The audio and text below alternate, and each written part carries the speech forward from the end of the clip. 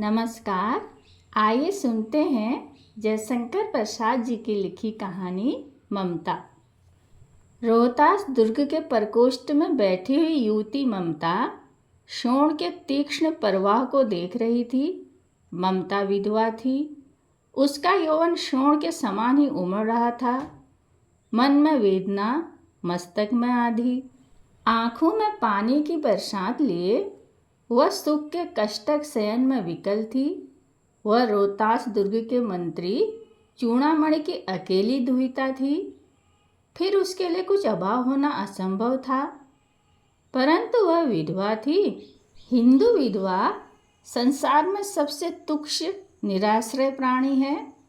तब उसकी विडंबना का कहाँ अंत था। चूड़ामणि ने चुपचाप उनके प्रकोष्ठ में प्रवेश किया। शोण के प्रभाव में उसके कलनाद में अपना जीवन मिलाने में वह बेसुध थी। पिता का आना न जान सकी।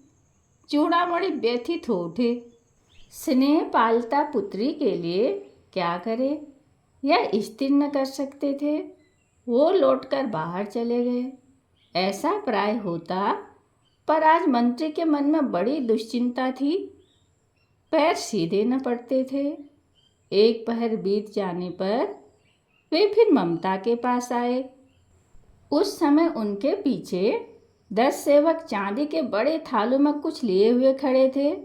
कितने ही मनुष्यों के पद शब्द सुन ममता ने घूमकर देखा। मंत्री ने सब थालों को रखने का संकेत किया। अनुचर थाल रखकर चले गए। ममता ने पूछा, यह क्या है पिताजी? तेरे लिए उपहार है बेटी, कहकर चूड़ामणि ने उनका आवरण उलट दिया। स्वर्ण का पीलापन उस सुनहली संध्या में विकीर्ण होने लगा। ममता चौंक उठी। इतना स्वर्ण यहाँ कहाँ से आया? चुप रहो ममता, यह तुम्हारे लिए है। तो क्या आपने मलेच्छ का उत्कोच स्वीकार कर लिया?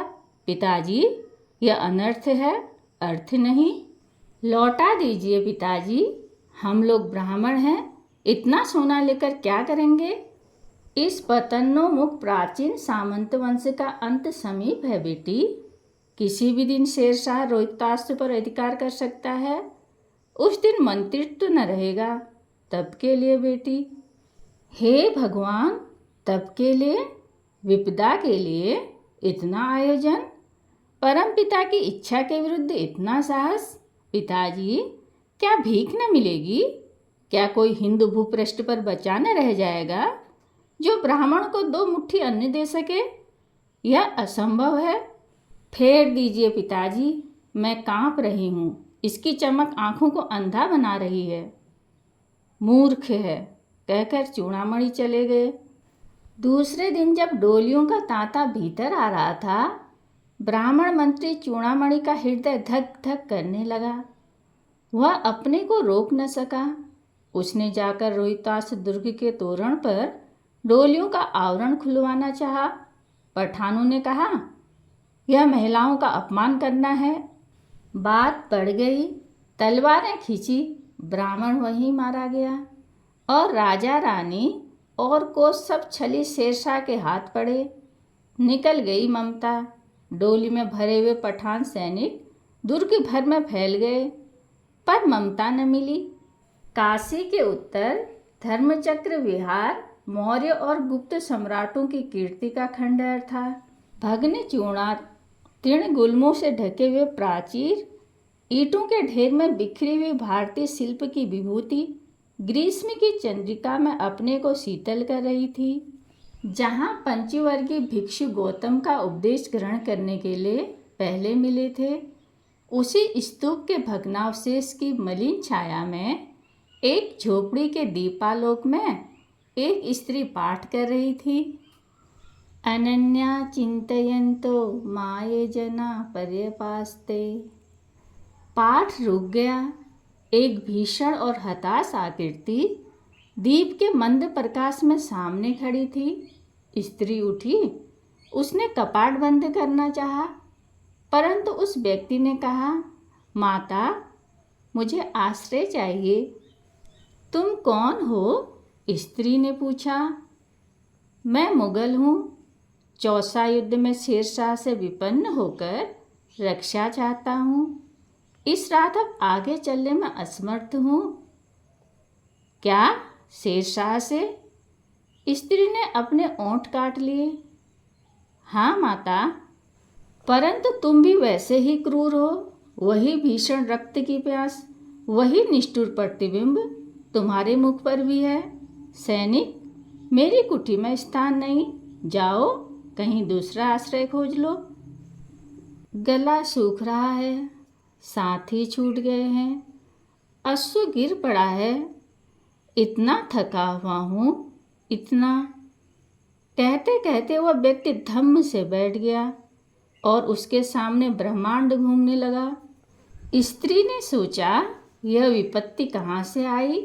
उसने जल दिया, मुगल के प्राणों की रक्षा हुई।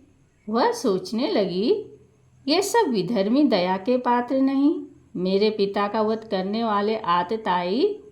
घृणा से उसका मन विरक्त हो गया। स्वस्थ होकर मुगल ने कहा, माता, तो फिर मैं चला जाऊं? स्त्री विचार कर रही थी।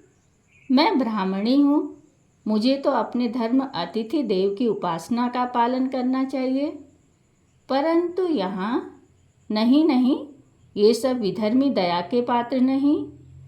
परंतु यह दया तो नहीं, कर्तव्य करना है। तब मुगल अपनी तलवार को टेक कर खड़ा हुआ। ममता ने कहा, क्या आश्चर्य है कि तुम भी छल करो? ठहरो। छल नहीं, तब नहीं। स्त्री, जाता हूँ। तैमूर का वंशधर स्त्री से छल करेगा? जाता हूँ, भाग्य का खेल है। ममता ने मन में कहा, यहाँ कौन दुर्ग है? यह झोपड़ी, जो चाहे ले ले, मुझे तो अपना कर्तव्य करना पड़ेगा। वह बाहर चली आई और मुगल से बोली, जाओ भीतर, थके हुए भयभीत पथिक। तुम चाहे कोई हो, मैं तुम्हें आश्रय देती हूँ। मैं ब्राह्मण कुमारी हूँ, सब अपना धर्म छोड़ दें तो मैं भी क्यों छोड़ दूँ?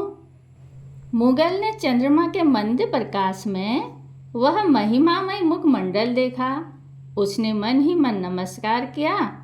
ममता पास की टूटी हुई दीवार में चली गई। भीतर थके पथिक ने झोपड़ी में विश्राम किया। प्रभात में खंडहर की संधि से ममता ने देखा, सैकड़ों अश्वारोही उस प्रांत में घूम रहे हैं। वह अपनी मूर्खता पर अपने को कोसने लगी। अब उस झोपड़ी से निकलकर उस पथिक ने कहा, मिर्जा, मैं यहाँ हूँ। शब्द सुनते ही प्रसन्नता की चित्कार ध्वनि से वह प्रांत गूंज उठा। ममता अधिक भयभीत हुई। पथिक ने कहा, वह स्त्री कहाँ है? उसे खोज निकालो। ममता छिपने के लिए अधिक सचेष्ट हुई। वह मृगदाव में चली गई, दिन भर उसमें से न निकली। संध्या में जब उन लोगों के जाने का उपक्रम हुआ तो ममता ने सुना, पथिक घोड़े पर सवार होते हुए कह रहा है, मिर्जा, उस स्त्री को मैं कुछ दे न सका, उसका घर बनवा देना, क्योंकि मैंने विपत्ति में यहाँ विश्राम पाया था। यह स्थान भूलना मत। इसके बाद वे चले गए। चौसा के मुगल पठान युद्ध को बहुत दिन बीत गए।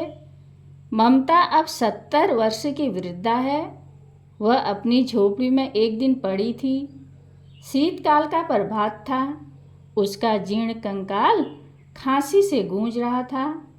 ममता की सेवा के लिए गांव की 2-3 स्त्रियां उसे घेर कर बैठी थी, क्योंकि वह आजीवन सबके सुख दुख की संभागिनी रही। ममता ने जल पीना चाहा। एक स्त्री ने सीपी से जल पिलाया। सहसा एक अश्वारोही उसी झोपड़ी के द्वार पर दिखाई पड़ा। वह अपनी धुन में कहने लगा, मिर्जा ने जो चित्र बनाकर दिया है वह तो इसी जगह का होना चाहिए। वह बुढ़िया मर गई होगी। अब किससे पूछूं कि एक दिन शहंशाह हुमायूं किस छप्पर के नीचे बैठे थे? यह घटना भी तो 47 वर्ष से ऊपर की हुई। ममता ने अपने विकल कानों से सुना। उसने पास की स्त्री से कहा, उसे बुलाओ। अश्वारोही पास आया। ममता ने रुक रुक कर कहा, मैं नहीं जानती कि वह शहंशाह था या साधारण मुगल, पर एक दिन इसी झोपड़ी के नीचे वह रहा। मैंने सुना था कि वह मेरा घर बनवाने की आज्ञा दे चुका था। भगवान ने सुन लिया। मैं आज से छोड़े जाती हूँ।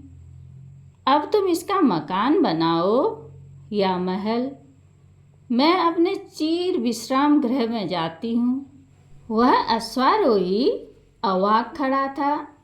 बुढ़िया के प्राण पक्षी अनंत में उड़ गए। वहाँ एक अष्टकोण मंदिर बना और उस पर शिलालेख लगाया गया।